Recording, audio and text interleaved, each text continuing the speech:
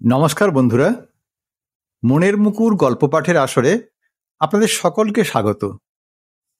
আজ আমি আপনাদের শোনাব এ যুগের খ্যাতনামা সাহিত্যিক শীর্ষেন্দু মুখোপাধ্যায়ের একটি খুবই মজার গল্প, ব্রহ্মজ্ঞান।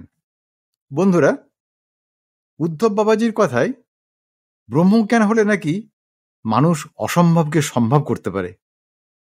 আর এই ব্রহ্মজ্ঞান তিনি নিতাইকে না দিয়েই ছাড়বেন না। তা নিতাইয়ের কি ব্রহ্মজ্ঞান সত্যি হয়েছিল, বা হয়ে থাকলে সে কি অসম্ভবকে সম্ভব করেছিল, তারই বর্ণনা এই গল্পে। তাহলে এখন শুনতে থাকুন নিতাইয়ের সেই ব্রহ্মজ্ঞান লাভের কাহিনী। উদ্ধব বাবাজি সকালবেলা উঠে প্রাতকৃত্যাদি জপ তপ এবং চার বিস্কুট দিয়ে পারণ করার পর দুহাতের আঙুলে লম্বা কাঁচা পাকা দাড়ি আঁচড়াতে আঁচড়াতে বললেন, ওরে নেতাই, আমার যে ডাক এসে গেছে রে। নেতাই উঠোনের উত্তর কোণে তার সাদা গরুটার দুধ দোয়াচ্ছিল। কথাটা শুনেই শশব্যস্তে বালতি হাতে উঠে পড়ে ভারী দুশ্চিন্তার গলায় বলল, সে কি বাবাজি, আপনি এত তাড়াতাড়ি পরলোকে পাড়ি দিলে? আমাদের মতো এই পাপিতাপির হবেটা কি? উদ্ধব বাবাজি একটু গরম হয়ে বলে উঠলেন, আরে আহাম্মক, পরলোকে পাড়ি দেওয়ার কথা কে বলছে রে? আমি যে ভক্তদের আর্তনাদ শুনতে পাচ্ছি, কাতর গলায় তারা আমাকে ডাকছে। বাবাজি, তোমার বিহনে আর তো প্রাণ রক্ষা হয় না। গাছে মর্তমান কলার কাঁদি ঝুলছে, আম পেকেছে, জাম পেকেছে, কাঁঠালও আর পাকলো বলে। তোমাকে ভোগ না দিয়ে আমরা যে সেসব মুখে তুলতে পারছি না বাবা। তা কি আর করি বল, ভক্তদের আকুল ডাক তো আর আমি ফেলতে পারি না। আগে বাবাজি, তো ডাকটা কোত্থেকে আসছে? আরে কাল ধ্যানে বসেই তো দেখতে পেলাম, ডাকটা আসছে সেই ডাল খোলার থেকে। কালকের দিনটা যাত্রার পক্ষে বেশ শুভ নয়, তবে পরশু সকালেই কিন্তু আমি রওনা হয়ে পড়ব। তাই ভাবছি এই যাওয়ার আগে তোকে ব্রহ্মজ্ঞানটা দিয়েই যাই। নিতাইয়ের চোখ কপালে। বলেন কি বাবাজি, ব্রহ্মজ্ঞান দিয়ে ফেলবেন? হ্যাঁ, দিয়েই ফেলি। আর কবে আসা হয় না হয়। এই ডালখোলায় গেলুম, তা বলে কি আর সেখানেই বসে থাকলে চলবে রে? আমার অগণিত ভক্ত চারদিক থেকে, দূর দূরান্তর থেকে সব ডাকাডাকি করছে।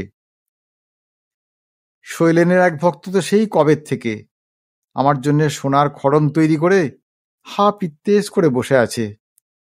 গিয়ে হাজির হলেই অগরু দেওয়ার জলে পা ধুইয়ে আমায় সোনার খড়ম পরিয়ে দেবে। ওই চকবেড়ের সীতারামের বউ নন্দরানী মুক্তোর মালা পরিয়ে চরণ পূজা করবে বলে কবে থেকে সেই পথ চেয়ে বসে আছে। ওই হিঙ্গলগঞ্জের রাখাহরি, তার জমি জমা তো সবই আমার নামে দেবোত্তর করে দিয়ে বসে আছে, শুধু দখল নেওয়াটাই যা বাকি। তাই তোর কাছে পড়ে থাকলে কি আর আমার চলবে রে?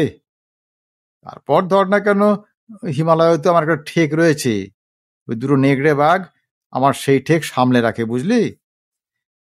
হ্যাঁ, বুঝেছি বাবাজি। তাহলে এবার আপনি গতর তুলবেন?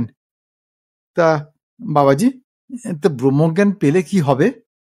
আমি হাওয়াতে উঠতে পারবো? তা পারবি না কেন? ইচ্ছে হলেই হাওয়াতে উঠতে পারবি, জলের উপর দিব্যি হাঁটতে পারবি, জলেও ডুববি না, আগুনেও পুড়বি না। হ্যাঁ বাবাজি, তাহলে তো খুব সুবিধেই হবে। তাহলে ব্রহ্মজ্ঞানটা দিয়েই দেন। হ্যাঁ, তাই তো বলছি। তবে কিনা অত বড় জিনিস তো, তার খরচাপাতি আছে। ওই ধর না কেন 5 সের চাল, 5 সের ডাল, আস্ত একটা কাতলা মাছ, এই 500 ঘি, আর ওই 5টা মোহর। শুনি তো নিতাই হাঁ হয়ে গেল, মুখে তার বাক্যই সরল না। কিছুক্ষণ পর বলল, বাপরে বাবাজি, তাহলে আমার আর ব্রহ্মজ্ঞানের দরকার নেই। উদ্ধব বাবাজি গম্ভীর হয়ে বললেন, আরে যে জিনিস পাচ্ছিস তার দাম যে হিসেবে বাইরে রে।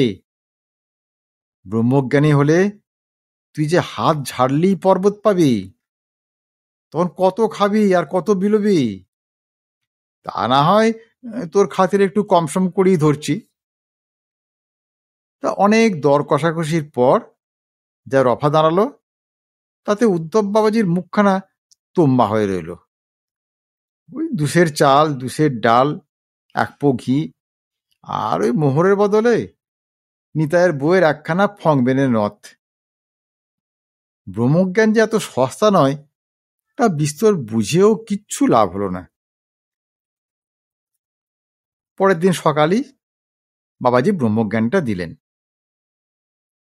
নিতাই চান টান করে একখানা শুদ্ধ বস্ত্র পরে হাঁটু গেড়ে দাওয়ার কাজ ঘেঁষে উঠোনে বসলেন। আর বাবাজি দাওয়ার উপরে একখানা কুটকুটে কম্বলের আসনে বসে খানিকক্ষণ চোখ বুজে সমাধিস্থ হয়ে রইলেন। তারপর বিরাট একখানা হাই তুলে গাল বাদ্য করার পর বিদঘুটে সব মন্ত্র গুনগুন করতে করতে নিতাইয়ের কপালে এই ডান হাতের বুড়ো আঙুলটা চেপে ধরলেন। বেশ অনেকক্ষণ ধরে ঠেসে ধরার পর বললেন, কিরে, কিছু টের পেলি? নিতাই আমতা আমতা করে বলল, আগে তেমন তো কিছু নয়, একটু যেন গরম লাগছিল। বলেই খুব গম্ভীর মুখ করে কিছুক্ষণ আনমনে চেয়ে থেকে বললেন, আরে তোর ভিতরে তো গলা অবধি চকচক করছে রে, ওর মধ্যে কি আর ব্রহ্মজ্ঞান সেঁধোতে চায়? ক্রিয়া হতে সময় লাগবে। পাপের চাপে ব্রহ্মজ্ঞানটা গুটলি পাকিয়ে ভিতরে বসে আছে, বুঝলি? তো তুই জপ তপ চালিয়ে যা, এক সময়ে দেখবি এই ব্রহ্মজ্ঞান দুম করে ফাটবে, তখন আর তোকে পাই কে? নিতাই একটু হাত পা ঝাড়া দিল, নিজের মাথা একটু চাপড়ালো, চোখ কষলে চারিদিকে ভালো করে চাইল, কিন্তু তেমন কিছু হেলদোল তো সে বুঝতে পারল না। বলল, বাবাজি, তা এই ব্রহ্মজ্ঞানটা কবে নাগাদ ফাটবে বলে মনে হয়? আরে ওর কি আর ঠিক আছে? কালও ফাটতে পারে, আবার 2-4 মাস কি 2-4 বছরও লেগে যেতে পারে। তবে কিনা জানিস, ওটা হলো একটা মোক্ষম জিনিস, একবার যখন ছুঁচ হয়ে ঢুকেছে তখন ফাল হয়ে সে বেরুবেই। দ্বিপ্রহরে আহারাদি ও বিশ্রামের পর উদ্ধব বাবাজি ডালখোলা রওনা হয়ে গেলেন। নিতাইয়ের বউ সরস্বতী বলল, ব্রহ্মজ্ঞান না ছাই, তোমাকে তো সেই চোরের মতোই দেখাচ্ছে। মিছিমিছি আমার নথটা গেল, জানো, ওতে আমার 5 রতি সোনা ছিল। নিতাইয়ের মনটা একটু কিন্তু কিন্তু করছিল। ব্রহ্মজ্ঞান বলে কথা, সেটা ভেতরে ঢুকলে তো আর কিছু না হোক, কাঁপুনিতে জ্বর আসুক বা ভেদবমি হোক, কি পিত্তশূলের ব্যথা, কিছু তো একটা হবে। কই, তা তো কিছুই হচ্ছে না। সেদিন তারণ গাঙ্গুলির বাড়িতে নতুন জামাই এসেছে অষ্টমঙ্গলায়। যে সে জামাই নয়, বেশ রীতিমতো মালদার মানুষ। হাতে হিরে মুক্তো আর পান্নার আংটি, গলায় 3 ভরি সোনার চেন, দামি ঘড়ি, এসেই তো খুব টাকা ওড়াচ্ছে। 3 শালিকে 3খানা বেনারসি, শাশুড়িকে গরদ, শ্বশুরকে মুগার পাঞ্জাবি আর কাঁচি ধুতি, শালাকে প্যান্ট আর শার্ট, সবাই তো ধন্যি ধন্যি করছে। নিতাই ওই জামাইটিকে দেখে রেখেছিল, গতকালই হয়ে যেত, শুধু ব্রহ্মজ্ঞানের ফেরে পড়ে আর হয়ে ওঠেনি। নতুন বড়বউয়ের ঘরে নিশুত রাতে গিয়ে সুবিধে নেই, তার বকবকম অনেক রাত অবধি চলে। তাই নিতাই রাত 2টো অবধি মরার মতো পড়ে পড়ে ঘুমোলো। তারপর যন্ত্রপাতির থলিটা নিয়ে সে বিষয়কর্মে বেরিয়ে পড়ল। তাদের সমাজে নিতাইয়ের তেমন নামডাক কিছু নেই। লোকে আড়ালে বলে, নিতাই এখনো দুধের শিশু, আর ভাঙেনি। কথাটা মিথ্যেও তেমন কিছু নয়। বড় গোছের দাও সে আজ পর্যন্ত মারতে পারেনি, তবে কোনো রকমে খাওয়া পড়াটা সে চালিয়ে নেয় আর কি। আর সমস্যাটা হলো, নতুন বর্বও তো ঘুমোবে দেরিতে, কিন্তু গাঙ্গুলি খুড়োর আবার ওই ব্রাহ্ম মুহূর্তে শয্যাত্যাগের অভ্যেস। কাজেই একেবারে ঘড়ি ধরে ওই মাঝখানের সময়ের ফাঁকটুকুতে কাজ হাসিল করতে হবে। তারণ গাঙ্গুলির বাড়িখানা দিব্যি, উঁচু দেওয়াল দিয়ে ঘেরা, মাঝখানে বড় উঠোন, আর তার চারদিকে 4টে দালান, বাগান টাগান আছে। আজ শেষ রাতে একটু কুয়াশাও পড়েছে, জমাটি শীত। গাছ বেয়ে দেওয়াল টপকে নিতাই বাড়ির হাতায় ঢুকে পড়ল। থলিখানা ঝোপের আড়ালে নামিয়ে শিক কাটার যন্ত্র আর প্লায়ার নিয়ে গুটি গুটি করে এগোতে লাগলো। বাড়ির হাল হদিস তার সব মুখস্থ। বড়াতে দুর্গতি লেখা না থাকলে আজ কিন্তু তার কপাল খোলার কথা। মেয়ে জামাইয়ের ঘরে পিছন দিকটায় পৌঁছে সবে জানলার পাল্লার খিলে হাত বাড়িয়েছে, আর ঠিক সেই সময়েই কি আশ্চর্য, পাল্লাটা সড়াক করে খুলে গেল। নিতাই তো থতমত খেয়ে দুপা পিছিয়ে এলো। লক্ষণ তো বেশ ভালো ঠেকছে না। কেউ তাকে দেখে ফেললো নাকি? সটকাবার উদ্যোগ নিয়েও নিতাই একটু থমকালো। দেখতে পেলে তো গেরস্থ চেঁচায়, লোক ডাকে, না ওই তেমনটা তো কিছু হচ্ছে না। নিতাই আরো 4 পা পিছিয়ে দাঁড়ালো। আচমকাই দেখলো যে জানলা দিয়ে একটা হাত বেরিয়ে এসে একটা অ্যাটাচি কেস গোছের কিছু বাইরে ছুঁড়ে দিল।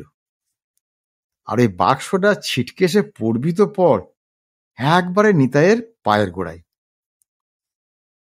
নিতাই টপ করে অ্যাটাচিটা তুলে নিতেই ঘরের ভেতর থেকে হঠাৎ বিকট চিৎকার উঠল, চোর চোর চোর, ওই যে পালাচ্ছে, ধর ধর ধর ধর। তারপরই ভিতরে ধূপধাপ শব্দ, আর বাড়ির লোকজনের চিৎকার, দরজা খোলার শব্দ, আর টর্চের আলোয় একেবারে ধুমধুমার বেঁধে গেল। নিতাই নিজের থলিখানা তুলে নিয়ে টক করে দেওয়াল ঘেঁষা আম গাছটায় উঠে দেওয়াল ডিঙিয়ে এক লহমায় বাইরে লাফিয়ে পড়ল। অ্যাটাচিটা বড্ড ভারী।